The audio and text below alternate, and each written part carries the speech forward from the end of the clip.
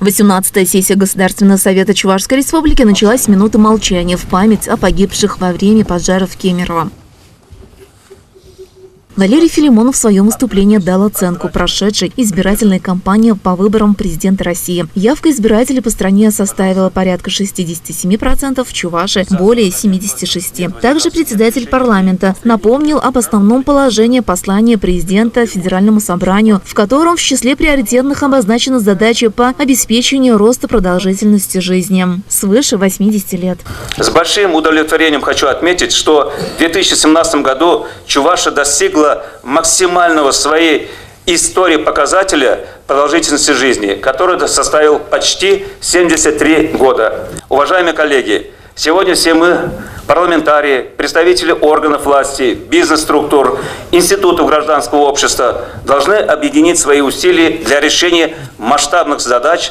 Парламентарии внесли ряд поправок в законопроекты и привели их в соответствие с федеральными. В рамках сессии депутаты приняли закон о поправках в Конституцию Республики, затрагивающие вопросы, связанные со стратегическим планированием. Предлагается уточнить полномочия главы Чувашской Республики в части обращения к Госсовету Чувашской Республики с посланием об основных направлениях государственной политики, а также предоставление ежегодных отчетов о результатах деятельности Кабинета министров. Исключить из перечня полномочий Госсовета Чувашской Республики полномочия по утверждению программ социально-экономического развития и одновременно закрепить полномочия по установлению порядка осуществления стратегического планирования. Кроме того, закрепить полномочия Кабинета министров по определению порядка разработки и корректировки документов стратегического планирования Чувашской Республики и утверждению таких документов. Проект прошел общественное обсуждение, прошу поддержать.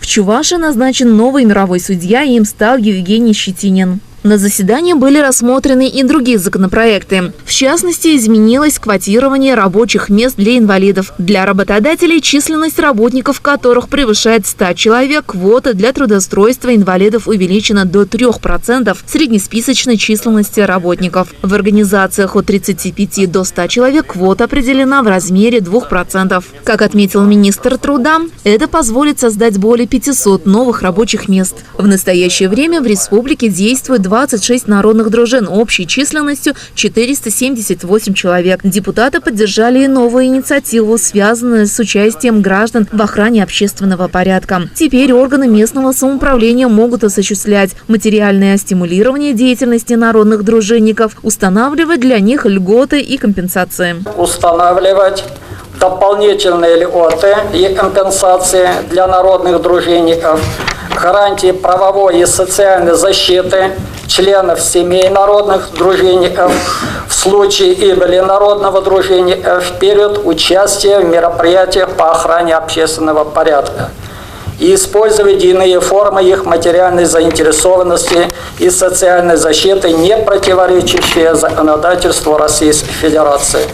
Также в работе сессии был заслушан отчет о деятельности МВД Чувашии за прошлый год. Сергей Неяскин отметил, что уровень преступности снижается. Удалось достичь конкретных результатов ресурсного обеспечения органов внутренних дел и создания комфортных условий для работы сотрудников. Введены в эксплуатацию 2 современных административных зданий министерства, которые оснащены самым современным оборудованием и средствами связи для управления силами и средствами.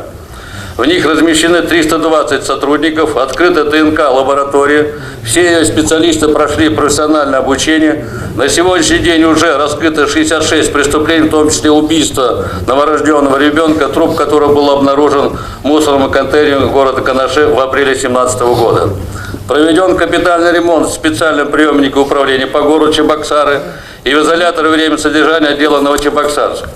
Совместно с администрацией Чебоксар осуществлен капитальный ремонт помещений по вопросам миграции и проведения их в соответствии с требованиями предъявления к объектам оказания государственных услуг. Зарегистрированных преступлений на 7,5%. Во многом это произошло за счет изменений в уголовном законодательстве, согласно которым 8 составов Уголовного кодекса перешли в раздел административных правонарушений.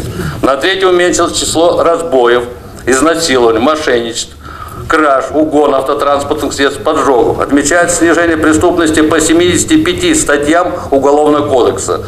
Эти данные носят объективный характер, фактов укрытия преступлений от регистрации и учета не допущено. Уровень преступности в расчете на 200 тысяч жителей по республике составил 103 преступления, что заметно ниже, чем по России 140, по ПФО 132. Наиболее благополучная обстановка, как в предыдущие годы, отмечается в Ятиковском районе, где за год было совершено 66 преступлений или 44 в расчете на 10 тысяч жителей. Главная задача, наша задача остается прежней: изобличить лиц, совершивших преступления, тем самым вовремя предупредить совершение ими повторных противоправных деяний, обеспечить неотвратимость наказания. В общей сложности парламентарии обсудили и приняли 15 вопросов повестки дня. Ирина Константинова, Елена Блацова, Дом правительства, Чебоксары.